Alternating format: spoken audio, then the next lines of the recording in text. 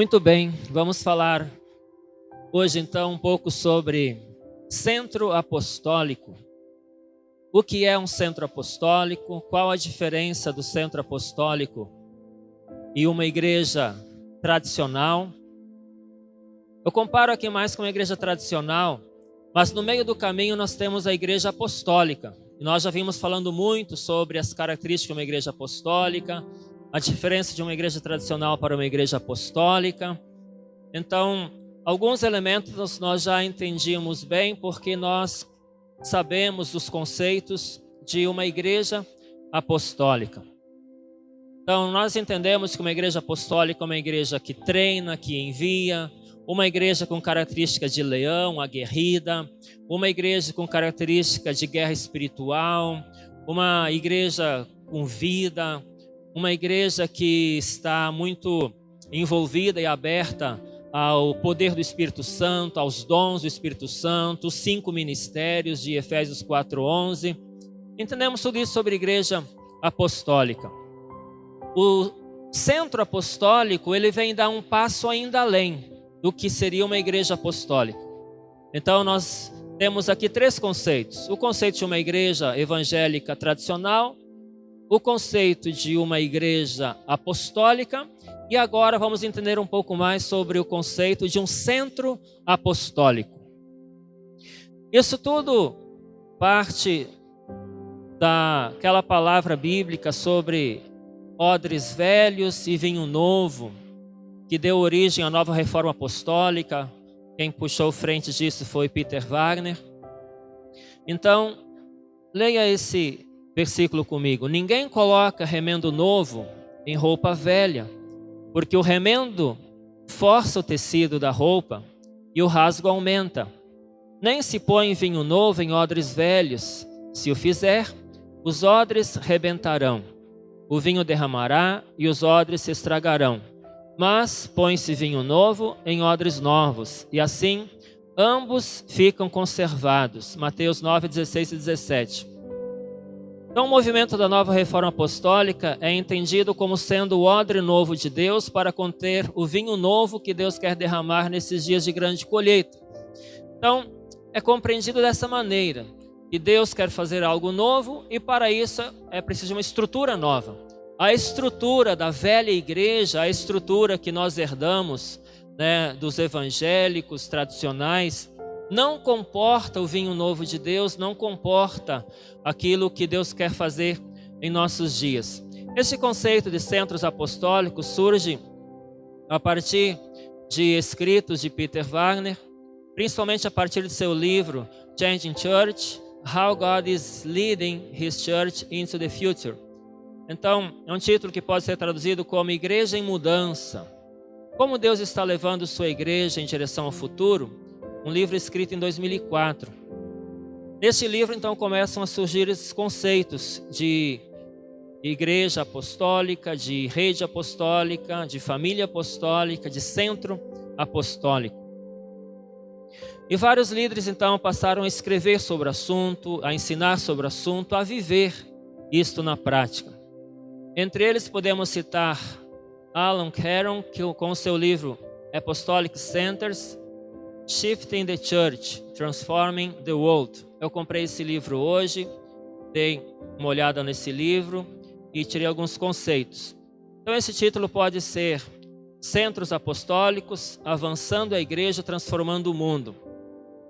Então, esse livro, que é de 2017, já é mais moderno, ele dá uma equilibrada na visão de centro apostólico, porque antes veio uma visão de que um centro apostólico era muito, muito diferente de uma igreja local.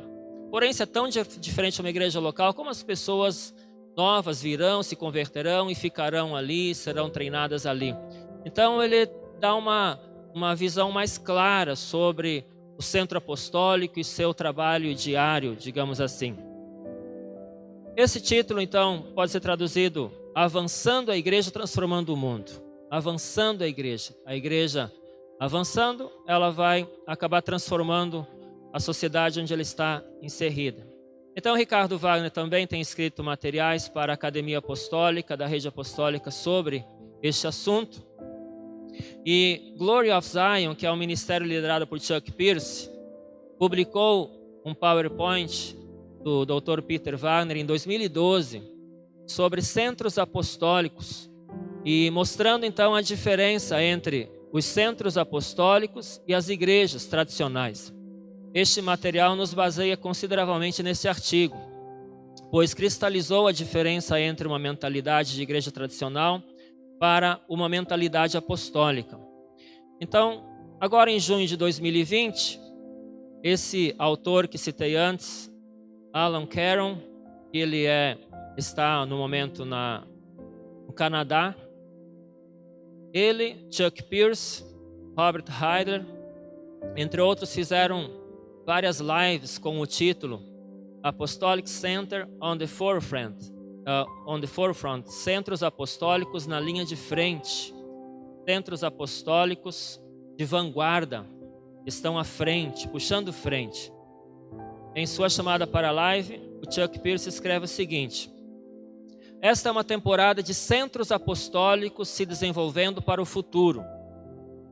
No entanto, a menos que entendemos o poder dos primeiros centros apostólicos, não estabeleceremos a base para os centros apostólicos de hoje. Parte da ordem de Deus é o dom apostólico, que estabelece uma base para que outros dons se manifestem e operem. Então, recentemente foram feitas algumas lives. Passei essas lives para o pastor Ricardo. Ele disse que certamente ele iria acompanhar, iria ver essas lives. Então, está se falando sobre o centro apostólico desde 2004, mas muito nesse ano, 2020, está se expandindo esse conceito. Vamos para a questão mais prática, então. O que é um centro apostólico? Tudo que eu li, que eu vi, eu fiz minhas próprias frases, meus próprios conceitos sobre o centro apostólico, então. É um centro que conecta vários ministérios. O centro apostólico é um local que conecta vários ministérios. Então, aqui deve ser um local não apenas que tenha 1, 2 ou 3, mas vários ministérios, e que esses ministérios abençoem outras igrejas. Então, ministérios esses que estão debaixo da autoridade e liderança de um apóstolo ou pai apostólico. O que é um centro apostólico? É a sede de uma família apostólica, a casa ministerial de um apóstolo ou pai apostólico. Então, o que é um centro apostólico? É a sede de uma família apostólica, a casa ministerial de um apóstolo ou pai apostólico. Então, se naquela cidade só há um pastor local, não tem um ministério apostólico, então ali não é um centro apostólico, pelo menos por enquanto. O que é um centro apostólico também? Local onde acontece treinamentos e reuniões daquela família ou rede apostólica. Então é um local onde deve acontecer treinamento, centraliza certos treinamentos, como nós temos feito aqui a Academia Apostólica, ou temos feito outros treinamentos que vêm pessoas de vários lugares. O que é centro apostólico? É a base de treinamento, capacitação, unção, alinhamento e envio. É muita informação, né? Mas é isso. Centro apostólico é um local de capacitação, unção, alinhamento e envio. Lembra dessas palavras aqui quando eu for falar sobre os centros apostólicos na Bíblia, porque você vai ver que acontecia isso, os centros apostólicos na Bíblia. Segundo Peter Wagner, o centro apostólico é um hub. Hub é mais fácil mostrar o que é um hub com a internet, onde o conecta vários cabos de rede e de um local o sinal vai para muitos computadores, né?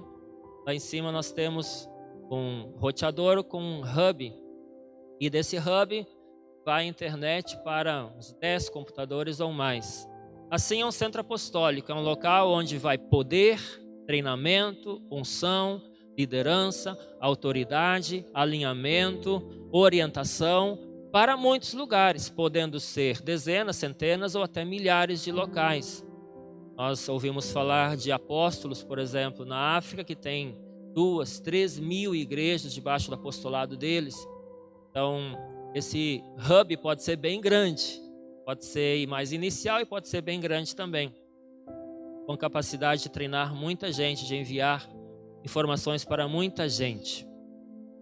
Então, é um hub, pode ser traduzido como um eixo, ou pode ser traduzido como um ponto central, e daquela igreja, daquela família, daquela rede apostólica.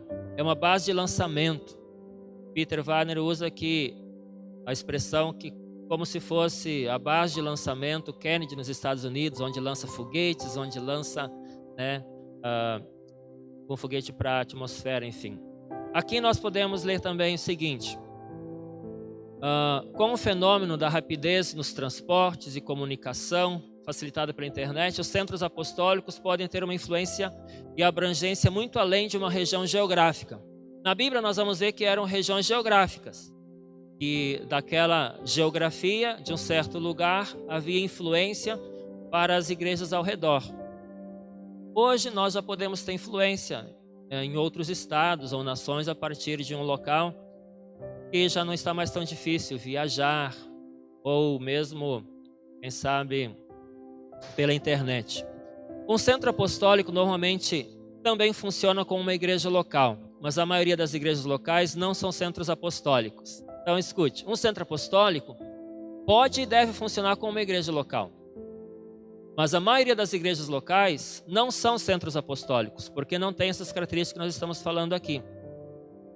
Na Bíblia identificamos pelo menos 5 centros apostólicos, que são Jerusalém, Antioquia, Corinto, Roma e Éfeso.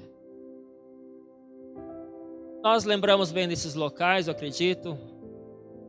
Vamos falar sobre o primeiro, Jerusalém. É muito tranquilo para a gente entender que Jerusalém era um centro apostólico, onde estava Jesus, os apóstolos e tudo mais. E também que o líder principal de Jerusalém não foi nenhum dos 12 apóstolos, mas foi o irmão de Jesus, que era Tiago. Depois que eles terminaram, falou Tiago dizendo: irmãos, atentai nas minhas palavras. Atos 15, 13. Nessa reunião chamada de Concílio de Jerusalém, a palavra final foi de Tiago.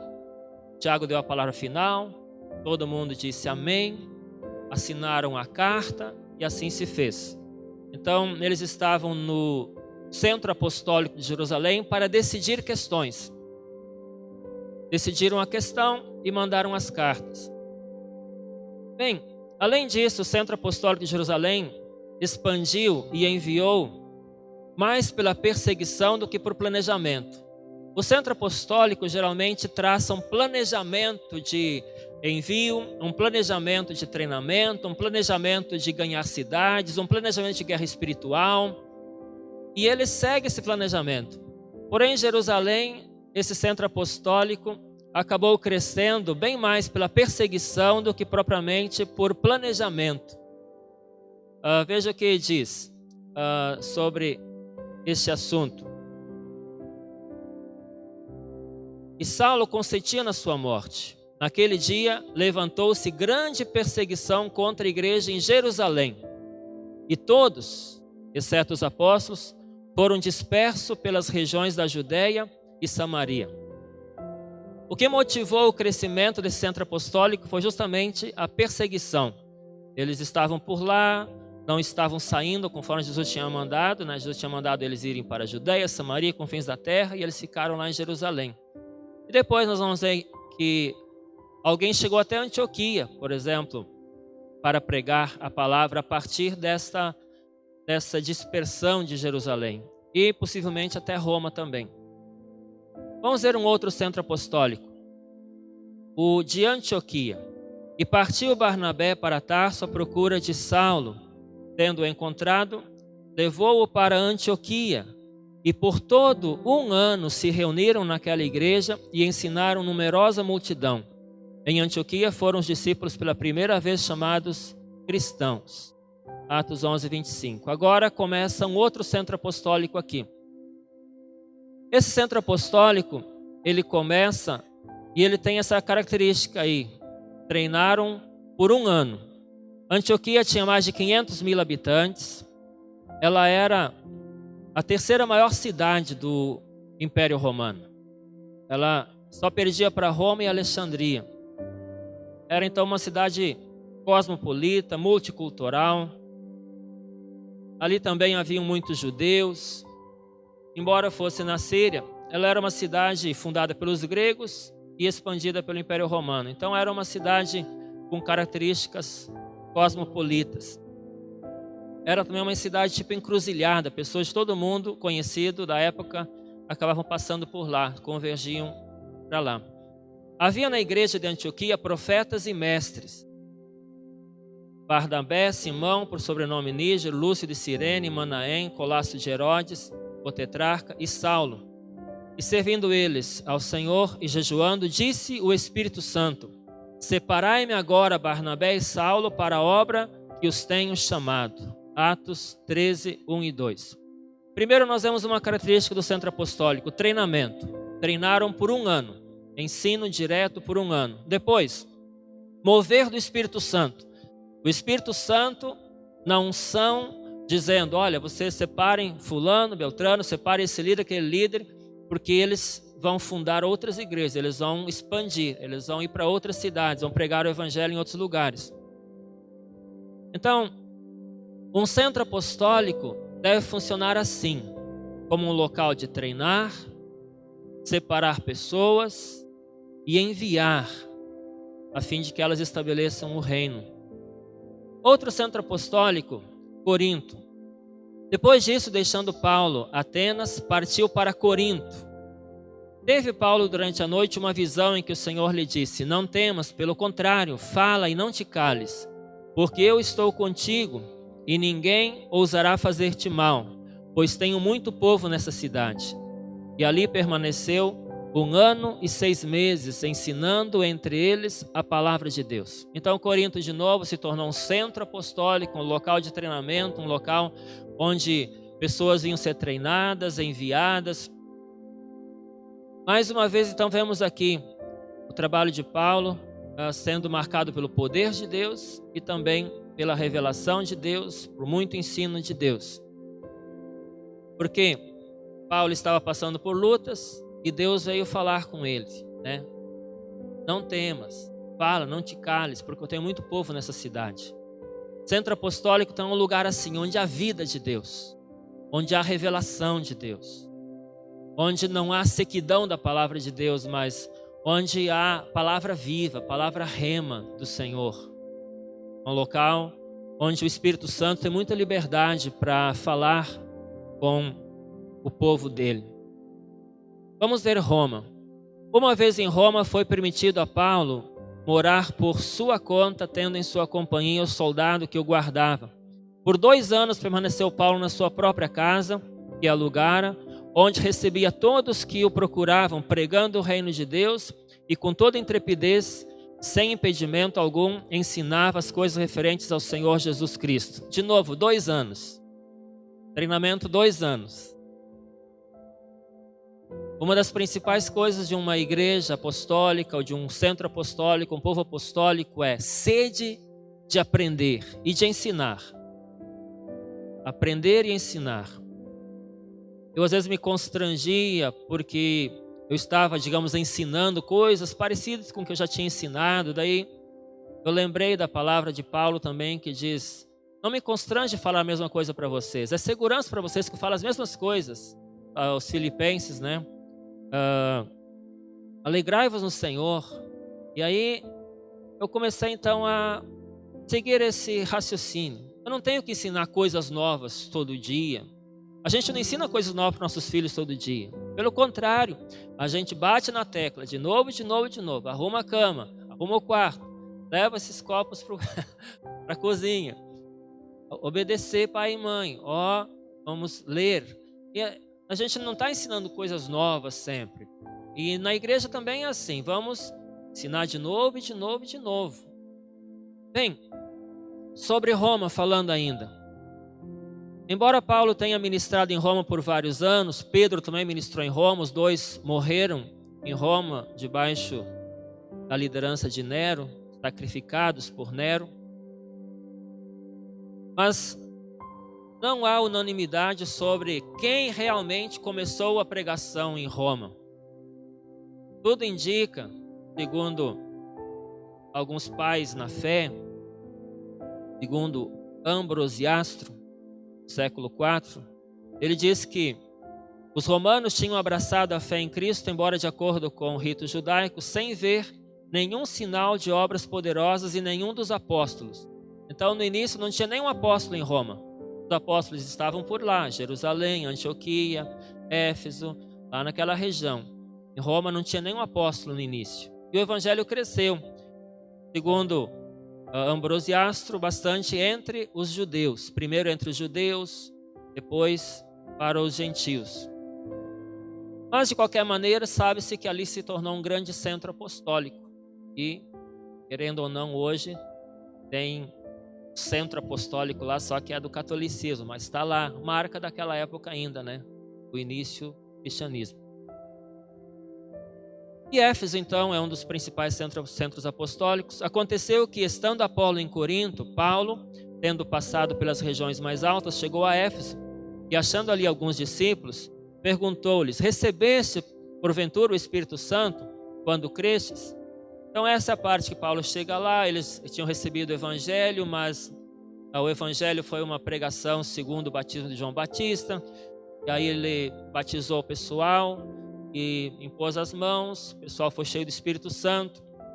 Os judeus se contradisseram Paulo. E aí Paulo se separou seus discípulos então para a escola de Tirano durante 2 anos. E enfatizando que todos os habitantes da Ásia ouvissem a palavra do Senhor, tanto judeus como gregos. E Deus, pelas mãos de Paulo, fazia milagres extraordinários a ponto de levarem aos enfermos lenços e aventais do seu uso pessoal, diante dos quais as enfermidades fugiam das suas vítimas e os espíritos malignos se retiravam. Aqui de novo, então, nós vemos ensino por 2 anos e manifestação de poder de Deus, autoridade de Deus, coisas que devem acontecer no centro apostólico.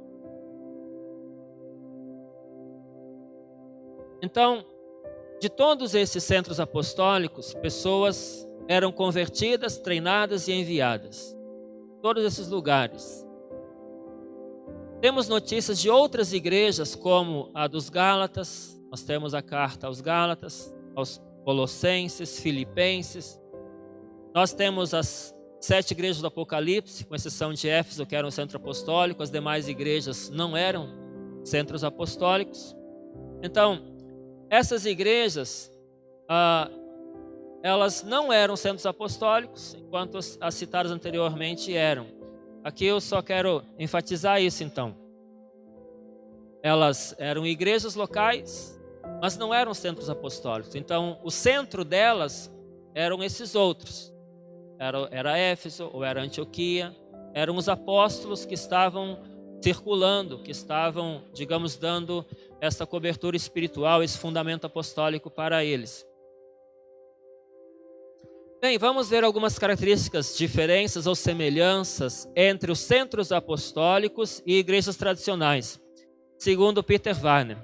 As diferenças entre eles não são sempre tão evidentes como preto ou branco. Então, algo que eu li antes sobre Peter Wagner, ele usa preto ou branco e o gray, escalas de cinza. Então ele diz que nem sempre é tão claro assim, preto ou branco. Às vezes é cinza, é parecido, não há tanta diferença assim. E aí citei que Alan Caron, em seu livro já citado anteriormente, Centro Apostólico, traz um equilíbrio maior sobre as diferenças entre centro apostólico e igrejas tradicionais. Veja aí algumas características então, segundo Peter Wagner. Esse gráfico está no material de Peter Wagner, o apóstolo Ricardo traduziu. Então está especificado ali o nome. Um é igreja tradicional, o outro centro apostólico. Na igreja tradicional, ela é destinada aos cultos no domingo, fim de semana ou durante a semana. ela está destinada a cultos, a reuniões onde as pessoas vão, né, para serem apacentadas. Um centro apostólico é um centro de treinamento, de lançamento, tipo Kennedy Space, né, Center. Então, o centro apostólico não é apenas um local de reunião de domingo. É um local de treinamento e de lançamento de ministérios. De lançamento de ministérios. Uma igreja, a ideia é ir para a igreja, é ir para lá. A força é centrípeta, é para dentro, é ir lá para dentro. Já a ideia do centro apostólico é mover-se para fora, é ser enviado. Então é uma força centrífuga, aquela que manda a gente para longe, né? Olha que diferença. A ideia da igreja é ir lá para dentro, ficar lá pertinho, juntinho. A ideia do centro apostólico é enviar. Separai-me a Saulo e Barnabé para a obra que os tenho chamado, para enviar. Como é que é o governo? Na igreja, cuida-se das ovelhas. Cuida-se das ovelhas. E no centro apostólico, mobiliza-se um exército. Tem diferença, sim ou não? Cuida das ovelhas, mobiliza-se um exército. Fui certo dia tentar transicionar um pastor velhinho já, e atrás dele estava uma foto com ovelhas. Eu disse, olha, se você quiser ser apostólico, tem que tirar esse quadro daí, porque o povo vai vir, sempre vai se identificar com uma ovelhinha. Pastor, me dá comidinha, pastor, vem, pastor. Quiser ser apostólico, coloca uma imagem de guerra, de guerreiro, de leão, sei lá. Porque essas imagens vendem muito o que nós somos, lógico, né? A identidade. Como são os ministérios e ministros? Então, no governo, são pastores, chamados de pastores, ministros, né?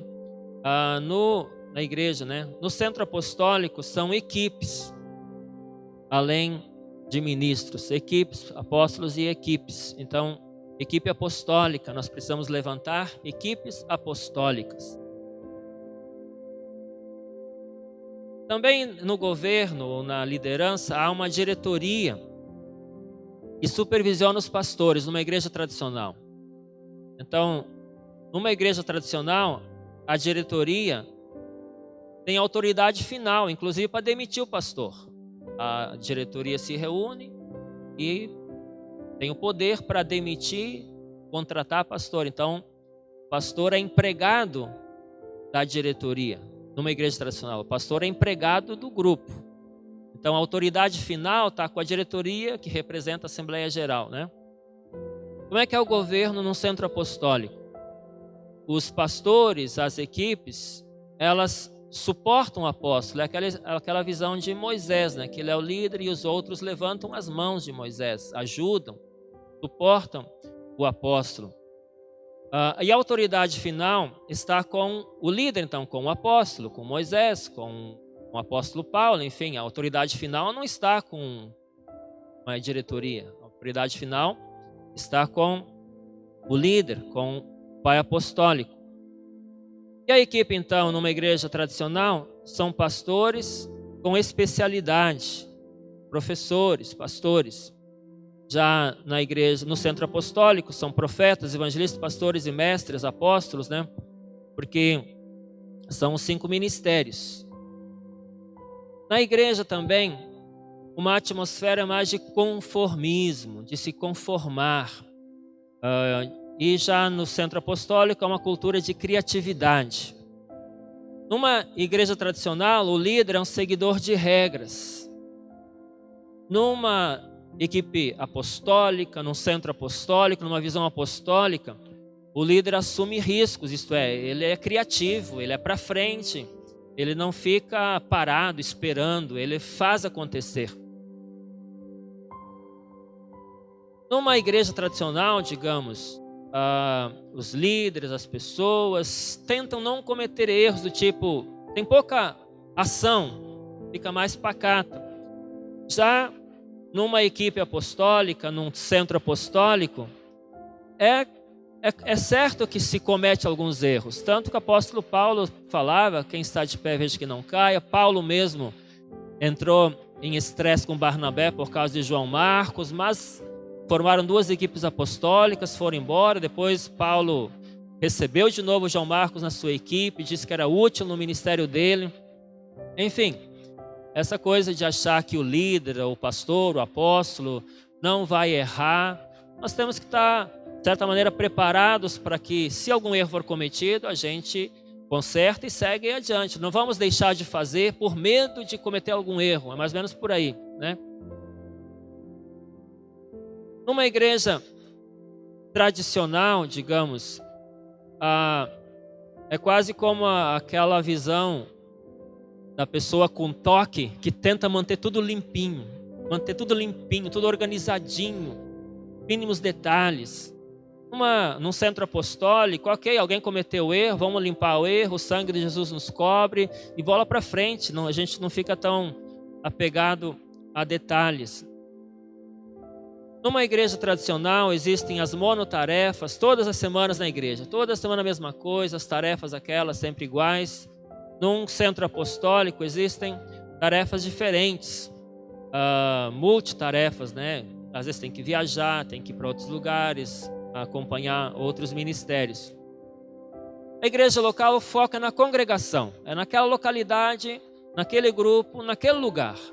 O foco é na congregação. Já no centro apostólico, o foco é no reino. O foco é muito mais amplo do que na congregação. Bem, podemos falar também que numa igreja tradicional, ela é centrada em si mesma, pessoas e igreja. É uma visão pequena, ela é centrada em si. As coisas que acontecem ali dentro. Ela está olhando para o seu próprio umbigo, digamos assim. A igreja local está olhando para o seu próprio umbigo. O que ela pode fazer de melhor para ela. É uma visão pequena ou egoísta. Já o centro apostólico, ele é mais para o futuro, uma visão para o futuro. Por isso que vocês veem sempre eu orando, falando em relação ao futuro. Porque é para lá que nós vamos, é para coisas grandes que nós vivemos. Vamos voar alto em direção ao futuro, centrado no reino. Então, se o foco está na igreja, o pastor é um empregado, o pastor pode ser admitido e demitido, o pastor suporta a igreja, é o pastor que sustenta a igreja, e se ele vacila, a igreja cai. E o tempo de pastoreamento é de 2 a 10 anos, geralmente nas igrejas. Pastores ficam mudando de local, porque eles são empregados, de certa maneira, né? No centro apostólico, o foco é no reino. O apóstolo é o líder, o pai apostólico, não pode ser demitido ou admitido ou demitido. Os centros apostólicos suportam os apóstolos. Tempo de pastoreamento é vitalício, é toda a vida. O centro apostólico é isso. Agora você pode pensar, tá, mas se o apóstolo comete algum erro, então, daí tem a autoridade dele, daí tem o apóstolo que está sobre ele, é o líder que está sobre ele para corrigi-lo, porque todos devem estar debaixo de paternidade, de pastoreamento, inclusive todos os apóstolos. Ninguém é senhor do saber ou está acima das regras, digamos assim. Todos estamos debaixo de autoridade. A influência na sociedade. A igreja local, ela está na montanha do reino, a montanha da religião. A igreja local está preocupada com a religião e ela influencia a montanha da religião. Eu confesso para você que até pouco tempo era nosso foco mais ou menos, né? Nós estamos preocupados com religião, com o grupo da religião, com igreja, com as questões religiosas. Agora que estamos despertando para os 7 montes, para 7 áreas de influência na sociedade, que também vem de Peter Wagner. Então essa diferença é muito básica. Uma igreja tradicional, ela tem a sua preocupação em influenciar o povo evangélico, a religião. Já um centro apostólico visa influenciar as 7 áreas de influência da sociedade. impactar a sociedade. E a reprodução? Geralmente, uma igreja tradicional tem controle espiritual de natalidade, fobia relativamente a divisões, retenção de membros, segura os membros, tenta reter os membros. Já o centro apostólico tem uma propagação mais agressiva, promove a geração de colmeias espirituais, isto é, novos grupos, novas lideranças com novas pessoas. Tem uma visão também de gerar redes, famílias apostólicas, redes de igrejas. Então, ao invés de segurar a pessoa, um centro apostólico vai prepará-la para enviar. Então, nesse sentido que citei certa vez, que eu achei muito estranho, logo no início, quando nem entendia sobre o apostólico, o apóstolo Ricardo achou tão fácil me mandar embora de Teutônia, porque eu estava com ele desde o início e de repente surgiu a oportunidade de eu ir para outra cidade pregar o evangelho e parece que ele não lamentou nada, me mandou assim, foi tranquilo. E para mim, parece que ele tinha que ficar lamentando, né, que eu estava indo embora.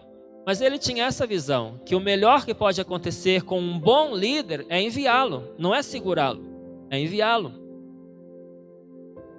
Na época eu não entendia tão bem. Como é que é a operação? Tanto a igreja quanto os centros apostólicos precisam preencher as expectativas sociais da igreja. Aqui entra semelhanças, a operação.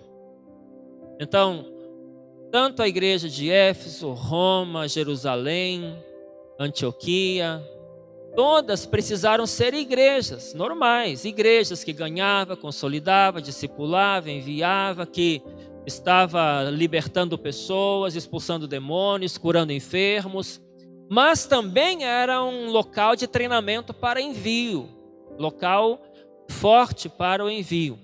Então, nesse sentido, há semelhanças. Então, por isso que eu digo, nós somos um centro apostólico, mas também somos uma comunidade local. Centro apostólico é principalmente para a liderança, para os supervisores, para os pastores. Centro apostólico de treinamento, um espírito profético apostólico nessa igreja local, nesse centro apostólico. Para quem está vindo pela primeira vez, indo na célula, se batizando, é uma igreja local, né? Então, quiser chamar de centro apostólico ou comunidade cristã, nesse sentido não diferencia, há semelhanças. Na igreja tradicional, digamos, há um grupo de seguidores. Já no centro apostólico, há uma eclésia, que é um corpo legislativo, alguém que faz acontecer. Basicamente, o centro apostólico faz com que a pessoa seja protagonista. Basicamente é isso. Os membros, as pessoas, os discípulos são protagonistas. É gente que faz história, é gente forte, é gente que quer fazer a obra, é gente que ora com muita intensidade, que adora com intensidade. É essa característica. Não são seguidores passivos. Então é o próximo caso aí, perfil dos membros. Uma igreja tradicional são seguidores passivos, né? Fracos, necessitados. Num centro apostólico são mais ativos, fortes, agressivos, criativos, iniciadores, implantadores. A ênfase na oração. Numa igreja tradicional, a oração é mais de petição, evita o maligno, não quer muito guerra espiritual. Poucos pastores entram em guerra espiritual de alto nível. Já num centro apostólico, ou numa visão apostólica, a oração é de proclamação, declaração, atacam o maligno, entram na guerra mesmo. Apóstolos atiçam os principados sobre regiões, quer dizer, a gente encara a guerra, não foge da guerra. Então tem esta marca forte de autoridade espiritual, de guerra espiritual. Como é o louvor e a adoração? Coisas que nós estamos mudando, temos que mudar. A oração, a adoração, a administração. Como é que é o louvor e adoração? Numa igreja tradicional, é aquela espécie de intimidade, aquela música romântica, quarto de dormir, aquela coisa tipo feminina. Por isso, temos também as ministrações sobre a questão da adoração, louvor e adoração masculina, né? Como é que é então no centro apostólico? Justamente é uma adoração da sala do trono, é algo mais de guerra também, ativo, e uma característica mais masculina, de produtividade. Não deve ser aquela adoração passiva, né, contemplativa, de ficar parado no mesmo lugar, de não acontecer nada. É algo de ação, de algo estar acontecendo, de guerra, de avanço, é algo relacionado ao trono de Deus. Como é a revelação? Na igreja tradicional é a interpretação da palavra escrita.